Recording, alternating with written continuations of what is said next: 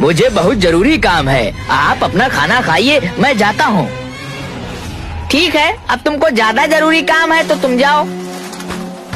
मेहमान चला जाता है और शेख पेट भर कर खाना खाता है। दूसरे दिन सुबह, मैं तो थक चुकी हूँ आपके लिए मेहमान ला कर। अब रोज रोज मेहमान ढूंढना कोई आसान बात है क्या?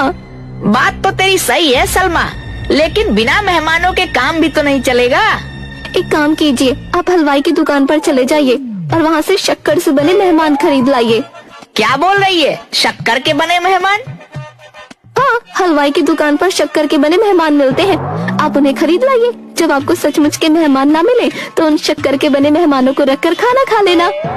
अरे तू तो बड़ी समझदार है, ये तूने बिल्कुल सही बात कही है।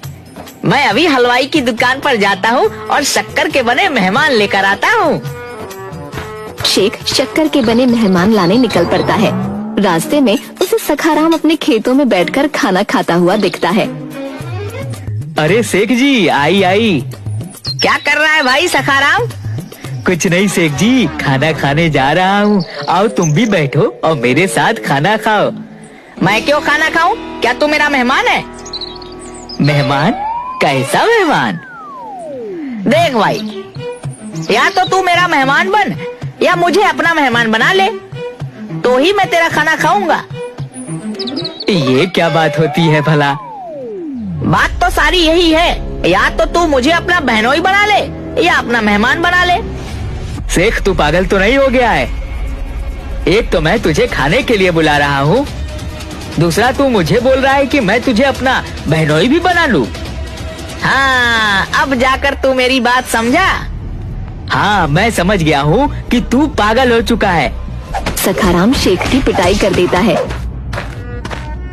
थोड़ा आगे जाकर शेख को करीम अपने दरवाजे पर खाना खाते दिखता है। क्यों भाई करीम, मुर्गा खा रहा है, वहाँ भी अकेले अकेले? अरे ऐसा कुछ नहीं शेख भाई, आ जाओ तुम भी खा लो मेरे साथ मुर्गा। मुर्गा तो मैं खा लूं, मुझे पसंद भी है, लेकिन एक दिक्कत है। क्या दिक्कत है भाई, बताओ? दिक्कत ये है कि मैं तेरा मेहमान नहीं हूँ, इसीलिए मैं यह खाना नहीं खा सकता। मेहमान नहीं है?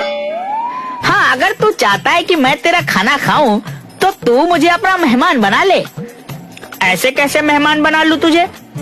फिर मेहमान नहीं बनाएगा तो एक काम कर,